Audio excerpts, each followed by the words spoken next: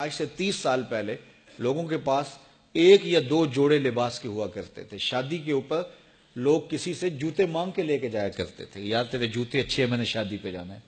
امیر بھی ایسا کرتے تھے، غریب بھی ایسا کرتے تھے. میرا ایک دوست مذاق سے کہتا ہے پہلے جب کسی سے پوچھتے ہوتے تھے کیا حال ہے، وہ کہتا تھا شکر ہے. آج پوچھتے تو کہتا ہے شوگر ہے. تو بالکل حالات بدل گئے اور ناشکری پیدا ہو گئی ہے، برکت اٹھ گئی ہے، اللہ کی ناراضگی ہو گئی ہے. یہ ناراضگی کیسے ہوتی ہے؟ جب ہم اس کے حکموں کو توڑتے ہیں تو پھر وہ ہماری پرواہ کرنا چھوڑ دیتا ہے. پھر صحرا میں پڑے ہوئے خشک پتے کی طرح ہوائیں چاہے ادھر اڑائیں چاہے ادھر اڑائیں، اللہ کو کوئی غرض نہیں ہوتی. وہ جدھر مزید دھکے کھاتا پھرے، اور اگر کوئی اس کا ہو جائے پھر وہ اللہ کے ذمے ہوتا ہے. اللہ پھر اس کی حفاظت کرتا ہے. کوئی میلی آنکھ سے دیکھ کے جائے کہاں کہ کسی میں ہمت کیسے ہو. حضرت سفینہ رضی اللہ تعالیٰ عنہ جنگل میں بھٹک گئے تو انسانی بھوک سونگ کے شیر جب حملہ آور ہونے کے لیے قریب آیا تو حضرت سفینہ رک گئے اور شیر کی آنکھوں میں آنکھیں ڈال کے کہا، اور جنگل کے بادشاہ جانتا نہیں میں کون ہوں؟ میں رسول اللہ کا نوکر ہوں. اللہ اکبر. صاحب مشکات لکھتے ہیں کہ اس شیر نے دم ہلانا شروع کر دیا.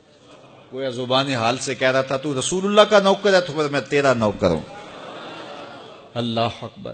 تو ہم جب ان کے نہ رہے تو پھر زمانہ ہمارا نہ رہا. تو یہ نتیجہ ہے گناہوں کا. اللہ اکبر. تو ہم اپنے کاروبار کو جب صاف ستھرا رکھیں گے، پاکیزہ رکھیں گے تو طمانینت ملے گی، سکون ملے گا، قرار ملے گا. اللہ کے محبوب علیہ السلام کے ایک صحابی گھوڑا فروخت کر رہے ہیں تو ایک صحابی اور آئے تو انہوں نے کہا کہ یہ گھوڑا بیچتے ہو؟ کہا ہاں بیچتا ہوں. کتنے کا؟ کہا 500 درہم کا.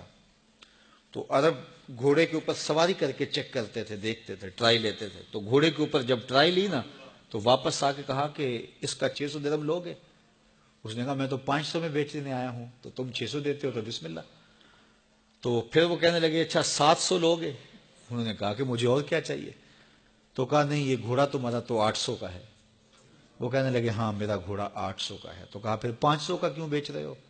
کہا میری مجبوری تھی، میں نے بیٹی کی شادی کرنی تھی اور میں مجبوری سے 800 کا گھوڑا 500 میں بیچ رہا ہوں. انہوں نے کہا میرے صاحب، میرے بھائی، میں تو 800 میں لوں گا. جب ہے 800 کا ہے تو میں 500 کا کیوں لوں؟ انہوں نے کہا بسم اللہ. انہوں نے 800 روپے پیش کی اور گھوڑا لے لیا.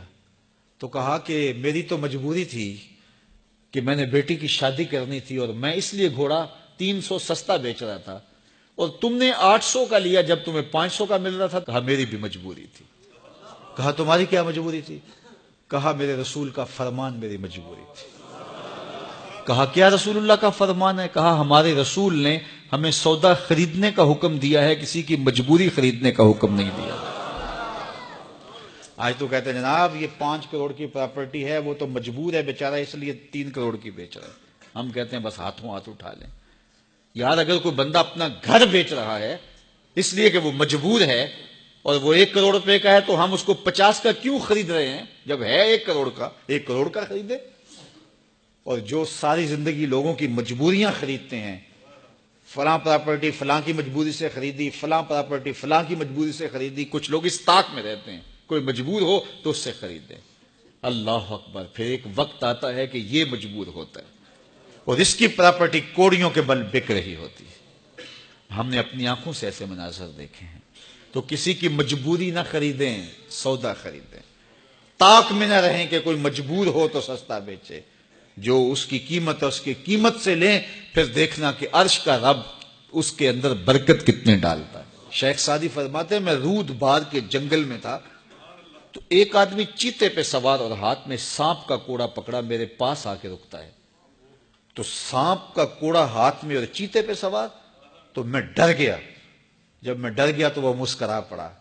اس نے کہا سعدی ڈر گئے ہو؟ میں نے کہا بات ہی ڈرنے کی ہے.